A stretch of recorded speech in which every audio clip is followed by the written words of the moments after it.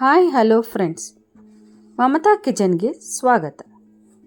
ಇವತ್ತಿನ recipe beans ಪಲ್ಯ, ಅಂದರೆ ಹುರುಳಿಕಾಯಿಯ ಪಲ್ಯ. ಮದುವೆ ಮನೆಯಲ್ಲಿ ಮಾಡ್ತಾರಲ್ಲ ಆ ಟೈಪಿನ ಪಲ್ಯ ಇದು. ಇದಕ್ಕೆ ಬೇಕಾಗಿರುವ ಸಾಮಗ್ರಿಗಳು: ಒಂದು 1/4 kg ಬೀನ್ಸ್ನ ತೊಳೆದು ಕಟ್ ಮಾಡಿ ಇಟ್ಕೊಂಡಿದ್ದೀನಿ ಈ ರೀತಿಯಾಗಿ ಸಣ್ಣದಾಗಿ. ಉಪ್ಪು, ಅರಿಶಿನ, ಜೀರಿಗೆ, ಕಡಲೆಬೇಳೆ, ಸಾಸಿವೆ ಮತ್ತು ಒಣಗಿದ ಮೆಣಸಿನ್ಕಾಯಿ, ಎಣ್ಣೆ, ಹಸಿ ತೆಂಗಿನಕಾಯಿನ ತುರಿದಿಟ್ಕೊಂಡಿದ್ದೀನಿ. ಇದು ಹಸಿಮೆಣಸಿನ್ಕಾಯಿ ಪೇಸ್ಟ್ ಮಾಡಿ ಇಟ್ಕೊಂಡಿದ್ದೀನಿ. ಹಸಿಮೆಣಸಿನ್ಕಾಯಿ ಪೇಸ್ಟ್ ಬೇಡ ಅಂದವರು ಕಟ್ ಮಾಡಿ ಕೂಡ ಹಾಕ್ಬೋದು. ಮತ್ತು ಕರಿಬೇವು ಸೊಪ್ಪು, ಕೊತ್ತಂಬರಿ, ಈರುಳ್ಳಿ ಇಷ್ಟು ಬೇಕಾಗುತ್ತೆ. ಈಗ ಸ್ಟವ್ ಆನ್ ಮಾಡಿ ಒಂದು ಬಾಣಲೆ ಇಟ್ಕೊಂಡಿದ್ದೀನಿ. ಅದಕ್ಕೊಂದು 2 3 ಟೇಬಲ್ ಸ್ಪೂನಷ್ಟು ಅಡುಗೆ ಎಣ್ಣೆ ಹಾಕೋತಾ ಇದ್ದೀನಿ. ಈಗ ಎಣ್ಣೆ ಕಾದಿದೆ. ಅದಕ್ಕೆ ಸ್ವಲ್ಪ ಸಾಸಿವೆ ಮತ್ತು ಜೀರಿಗೆ ಎರಡೂ ಹಾಕ್ಕೊಂಡು ಚಟಪಟ ಅನ್ಸ್ಕೋತೀನಿ. ಜೊತೆ ಕರಿಬೇವು ಸೊಪ್ಪು ಹಾಕ್ಕೊಳ್ತಾ ಇದ್ದೀನಿ ಮತ್ತು ಒಣಗಿದ ಮೆಣಸಿನ್ಕಾಯಿನೂ ಈಗಲೇ ಹಾಕೋತೀನಿ. ಅದನ್ನು ಎಲ್ಲ ಚೆನ್ನಾಗಿ ಫ್ರೈ ಆಗಬೇಕು.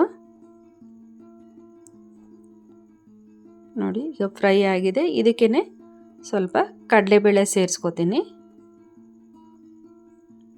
ಅದನ್ನು ಚೆನ್ನಾಗಿ ಫ್ರೈ ಆಗಬೇಕು. ಇದ್ರ ಜೊತೆಗೇ ಈರುಳ್ಳಿ ಸೇರಿಸ್ಕೋತಾ ಇದ್ದೀನಿ. ಈರುಳ್ಳಿನೂ ಸ್ವಲ್ಪ ಫ್ರೈ ಆಗಬೇಕು. ಏನು ತುಂಬ ಡೀಪ್ ಫ್ರೈ ಆಗಬೇಕು ಅಂತ ಏನಿಲ್ಲ. ಇದಕ್ಕೆ ಸ್ವಲ್ಪ ಈರುಳ್ಳಿ ಟ್ರಾನ್ಸ್ಪರೆಂಟ್ ಆಗೋರಿಗಿದ್ರೆ ಸಾಕು, ಕಂದು ಬಣ್ಣ ಬಂದರೆ ಸಾಕು. ಅದಕ್ಕೆ ನೋಡಿ, ಈ ಥರ ಈರುಳ್ಳಿ ಇಷ್ಟ ಆದರೆ ಸಾಕು. ಈ ಟೈಮ್ನಲ್ಲೇ ನಮಗೆ ಖಾರಕ್ಕೆ ಎಷ್ಟು ಬೇಕೋ ಅಷ್ಟು ಹಸಿಮೆಣಸಿನ್ಕಾಯಿ ಪೇಸ್ಟ್ ಹಾಕೋತಾ ಇದ್ದೀನಿ. ಜೊತೆಗೆ ಒಂದು ಅರ್ಧ ಟೀ ಸ್ಪೂನಷ್ಟು ಅರಿಶಿನ ಹಾಕೋತೀನಿ. ಅದಿಷ್ಟನ್ನು ಚೆನ್ನಾಗಿ ಮಿಕ್ಸ್ ಮಾಡ್ಕೋತಾ ಇದ್ದೀನಿ. ಪೇಸ್ಟ್ ಬೇಡ ಅಂತ ಅಂದವರು, ಹಸಿಮೆಣಸಿನ್ಕಾಯಿ ಪೇಸ್ಟ್ ಬೇಡ ಅಂತಂದರೆ ಬೇಕಾದ್ರೆ ಮೆಣಸಿನ್ಕಾಯಿನ ಕಟ್ ಮಾಡಿ ಕೂಡ ಹಾಕ್ಬೋದು. ಅದು ಹಾಗೆ ಬಾಯಿಗೆ ಸಿಗುತ್ತೆ ಅಂತ ಹೇಳಿ ನಾನು ಪೇಸ್ಟ್ ಮಾಡಿ ಹಾಕ್ತಾಯಿದ್ದೀನಿ. ನೋಡಿ, ಈ ಥರ ಚೆನ್ನಾಗಿ ಮಿಕ್ಸ್ ಆಗಬೇಕು. ಮಿಕ್ಸ್ ಆಗ್ತಿದೆ ಅಂದಾಗ ಚೆನ್ನಾಗಿ ಇವಾಗ ಅದಕ್ಕೆ ಬೀನ್ಸ್ನ ಏನು ತೊಳೆದು ಕಟ್ ಮಾಡಿ ಇಟ್ಕೊಂಡಿರ್ತೀವಲ್ಲ ಅದನ್ನು ಇದು ಸೇರಿಸ್ಕೋತಾ ಇದ್ದೀನಿ. ಚೆನ್ನಾಗಿ ಎಲ್ಲ ಮಿಕ್ಸ್ ಆಗಬೇಕು ಮಸಾಲೆ ಜೊತೆಗೆ ಬೀನ್ಸ್. ಈ ಥರ ಮಿಕ್ಸ್ ಆದರೆ ಬೀನ್ಸಿಗೆ ಉಪ್ಪು ಖಾರ ಎರಡು ಸೇರುತ್ತೆ. ಸ್ವಲ್ಪ ಹೊತ್ತು ಎಣ್ಣೆಲಾಗಿ ಫ್ರೈ ಮಾಡಬೇಕು ಅದನ್ನು. ಈಗ ಆ ಬೀನ್ಸ್ ಬೇಯೋಕ್ಕಷ್ಟೇ ಒಂದು ಗ್ಲಾಸಷ್ಟು ನೀರು ಹಾಕ್ಕೊಳ್ತಾ ಇದ್ದೀನಿ. ಲಾಸ್ಟಿಗೆ ಸ್ವಲ್ಪ ರುಚಿಗೆ ತಕ್ಕಷ್ಟು ಉಪ್ಪು ಹಾಕಿ ಚೆನ್ನಾಗಿ ಈ ರೀತಿ ಮಿಕ್ಸ್ ಮಾಡ್ಕೋತಾ ಇದ್ದೀನಿ.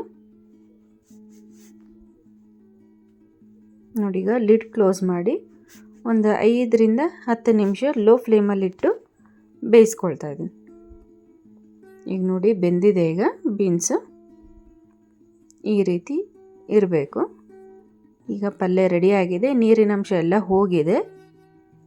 ಈಗ ಲಾಸ್ಟಿಗೆ ಹಸಿ ತೆಂಗಿನಕಾಯಿ ತುರಿದಿಟ್ಕೊಂಡಿದ್ದೀವಲ್ಲ ಅದನ್ನು ಸೇರಿಸ್ಕೊತಾ ಇದ್ದೀನಿ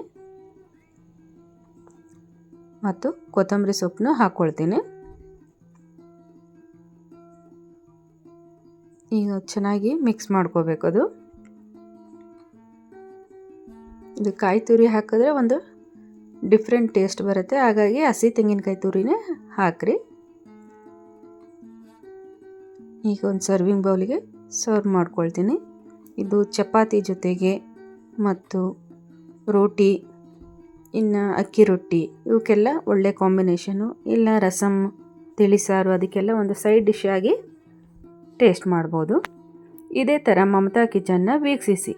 ಈ ರೆಸಿಪಿ ಒಮ್ಮೆ ಟ್ರೈ ಮಾಡಿ ನೋಡಿ ಹೇಗಿದೆ ಅಂತ ಕಮೆಂಟ್ ಮಾಡಿ. ನಿಮಗೆ ಈ ವಿಡಿಯೋ ಇಷ್ಟವಾದಲ್ಲಿ ಲೈಕ್, ಶೇರ್, ಸಬ್ಸ್ಕ್ರೈಬ್ ಮಾಡಿ. Thank you for watching this video.